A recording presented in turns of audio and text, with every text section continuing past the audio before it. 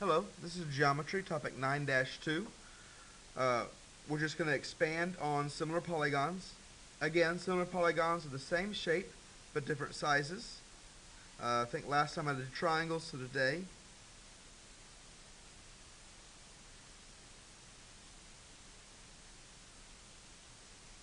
I'm going to do some rectangles. Okay. Now, here we're going to determine if these figures are in fact similar and justify our answer. To do that, we need to see if there is a ratio of one triangle to the other. So the way they're set up, they're pretty simple. We need to make sure two things: that the angles are the same and the sides are proportional. Let's check up on these angles. Let me figure out what this angle right here is. Well, there are 180 degrees in a triangle, and this one is 90. So 180 minus 90 plus 37. Use our calculator. 180 minus 90 plus 37. And we get 53. So we know that this angle is in fact 53. So if this one's 53, this one's 53, this one must be 37. Which is nice to know. Because they're triangles, we can go ahead and justify that they're similar just based off of this and some trigonometry. But for other shapes, we're going to need to do something else. So this is the something else we'll need to do. We need to set proportions. So I'm going to go small triangle to big triangle. And we have that these two are related, so we're going to go 2 over 3. Now does that equal 6 over 9? Why, yes it does. And does that equal 12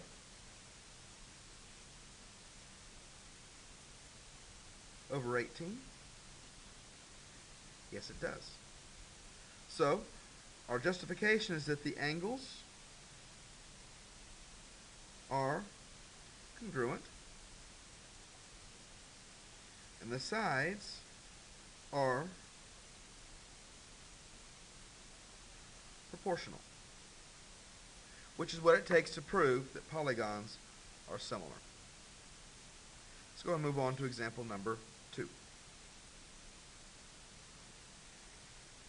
We have these, and we want to answer these questions. This symbol right here says, is similar to. So know that this quadrilateral is similar to that quadrilateral. And they've called this one, E, F, G, H. So we're going to have to name this one, well, the E, that relates to the A, B, C, D. And notice they've already written the word quad for you, so you didn't need to worry about writing that word down. The next is, what is their common ratio? So because I know they're similar, I'm looking for two numbers that I have that match. Well, 12 and x, they're not both numbers. The 10 and the 2.5 do. So I've got 10 over 2.5, which, let's put that in the calculator. 10 over 2.5. And we want this as a fraction. And so we get that this equals 4 over 1. So our common ratio is 4 over 1. I would also accept 1 over 4. All you did was you chose this one over that one. Either one of these answers will work for me. But now we need to find the following. So I've got big over small. It's 4 over 1. And I want to find x. Well, x relates to the 12. And because the 12 is on my big shape, I'm going to put that on top and then bottom. Cross multiply and divide, which hopefully you know that 12 times 1 is 12, divided by 4 is 3. Now to solve for y. So again, I'm going to go with 4 over 1. because that's my common ratio, equals, all right, well this time y is on the big shape, and 3 is on the small shape. So we cross multiply and divide. 4 times 3 is 12, divided by 1 is still 12. And now z, over here. So we know that 4 over 1 equals, the 5 is on the big one, so 5 over z. Cross multiply and divide. 5 times 1 is 5 over 4 becomes 1.25.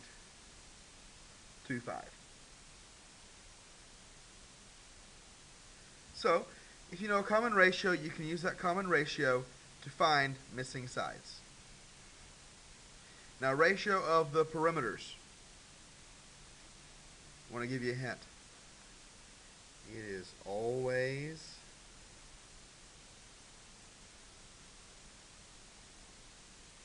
the same.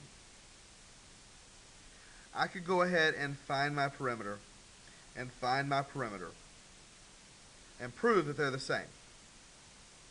But for the sake of some time and for the sake of saving you a little bit of headache, if we're talking about perimeter, then it's going to be the same. And how do they compare? They are the same. All right, let's go ahead and move on.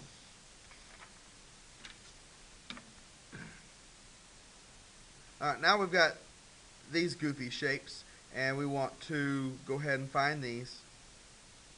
We want the common ratio of this to that.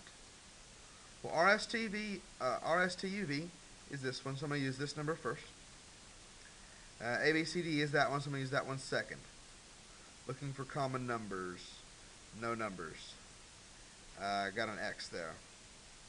No numbers. There we go, 18 over 4. Which if we put that in our calculator, we want to keep this as a fraction. It gives us 4 1/2. I don't want it as that kind of fraction, so I'm actually going to go ahead and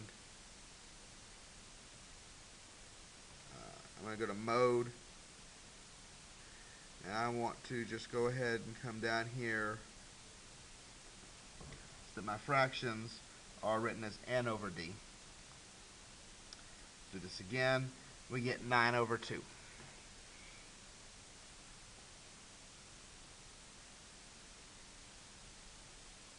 That's our common ratio, is 9 over 2. Well, now we find x and y. So x, well, this relates to the 3. My big numbers first, so 9 over 2 equals x over 3. Cross multiply and divide. 9 times 3 over 2 gives us 13.5.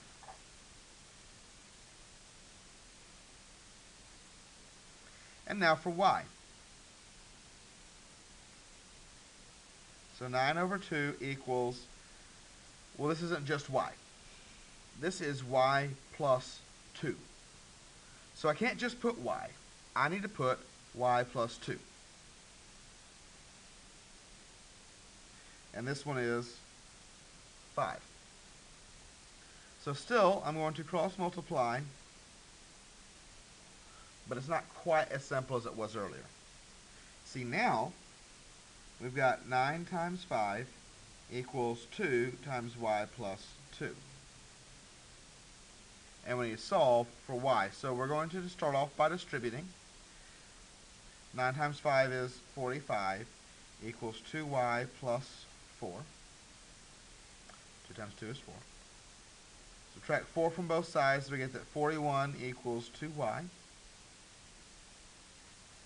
And when we divide by 2, we get that y equals 20.5.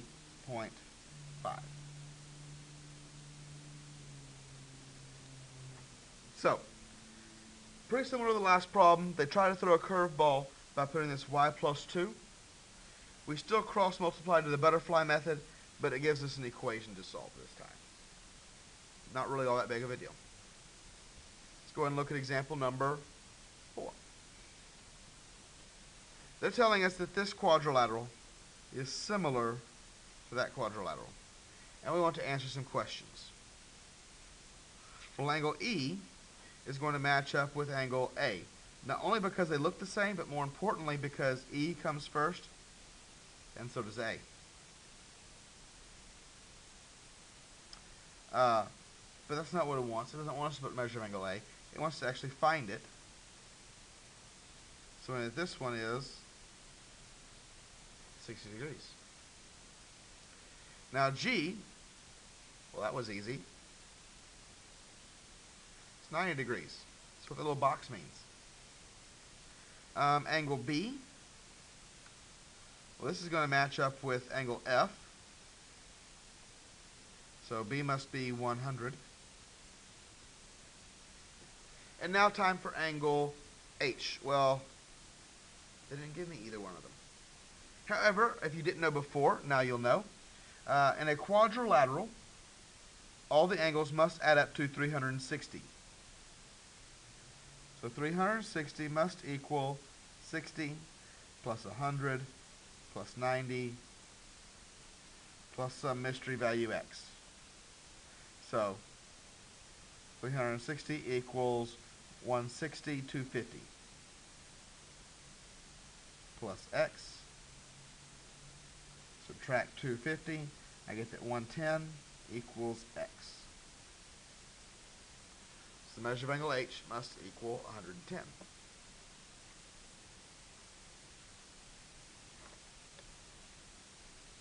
Now, before we move on to C, we're going to go ahead and do part B. I want to know the common ratio. Well, they've given me the numbers here. This is ABCD, so I need to use that one first. To EFGH, that one's second. Which 6 over 18 will simplify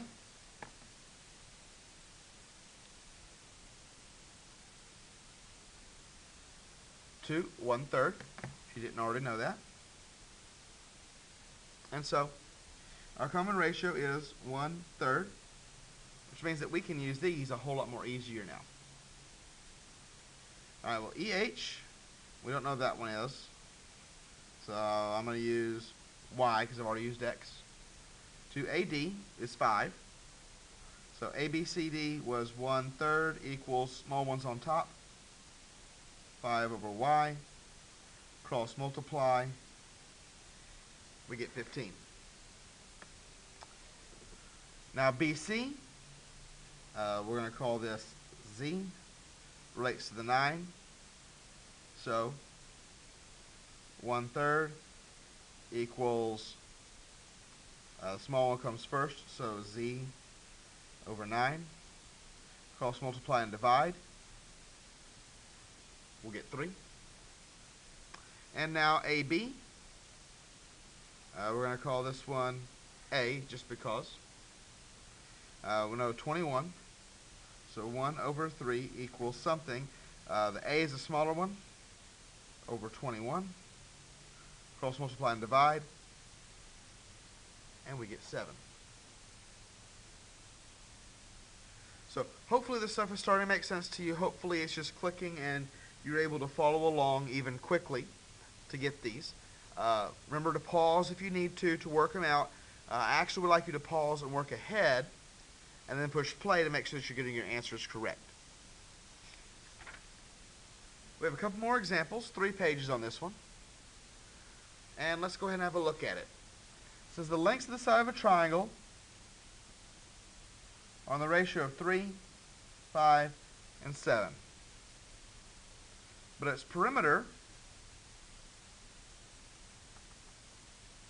is 120. So this is my ratio triangle.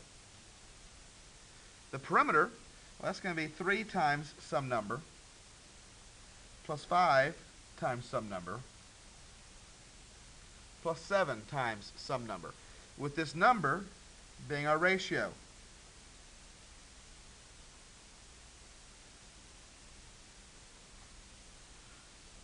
So that means that 3x plus 5x plus 7x equals 120. So which means that 15x equals 120. So that means that x equals 8 when we divide both sides by 15. So I've solved for x. I'm done, right? No. We want to know the shortest side, which is obviously going to be the 1 times 3. So 3 times 8 is 24. Now, the way I did this is I drew a ratio triangle, an actual triangle with the ratios multiplied in, figured out the perimeter, solve for x, plug in on, here they wanted the shortest side. Go and take a look at example number 6. Measures of the angles of the triangle on the ratios of 1, 2, and 3. We're talking about the angles here. So I've got a triangle, and this is 1x, 2x, and 3x. Well, we know the triangle has 180 degrees. So that means that 1x plus 2x plus 3x must equal 180. Well, 1, 2, 3, 4, 5, 6x will equal 180. If we take 180 and we divide by 6, we'll get 30. So x equals 30. Again, we're not done because they want the largest angle. So we need to do this times 3. 3 times 30 equals 90. And this is, in fact, a right angle.